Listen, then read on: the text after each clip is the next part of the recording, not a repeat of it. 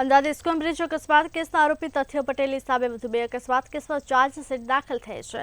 તથ્ય પટેલે ISKCON bridge પહેલા સાંતેજ ગામના એક મંદિર સિંધુ ભવન રોડ પર આવેલા કેફેમાં પણ અકસ્માત સર્જ્યો હતો।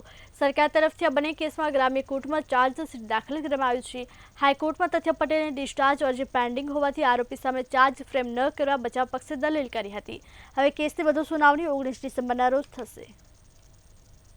ઇસ્કોન બ્રિજ પર 9 લોકોનો ભોગ લેનાર તથ્ય પટેલની મુશ્કેલીમાં હવે વધારો થઈ ચૂક્યો છે, કારણ કે ઇસ્કોન બ્રિજ ઉપરાંત તથ્ય પટેલે જે આગળ 2 અકસ્માત કર્યા હતા, એક સાતેજ ગામના એક મંદિરની દિવાલ પર તેને ગાડી અથડાવી હતી, બીજા એક સિંધુ ભવન રોડના એક કેફેની દિવાલ સાથે પણ ગાડી અથડાવી હતી। તે બંને કેસોની અંદર આજે જે ગ્રામ્ય કોર્ટ છે તેની અંદર ચાર્જશીટ દાખલ કરવામાં આવી હતી। સાથે જ જે તથ્ય પટેલની ચાર્જ ફ્રેમની પ્રક્રિયા છે તે પણ હજુ સુધી થઈ શકી નથી, કારણ કે ગુજરાત હાઈકોર્ટમાં તથ્ય પટેલની ડિસ્ચાર્જ અરજી હજુ સુધી પેન્ડિંગ છે।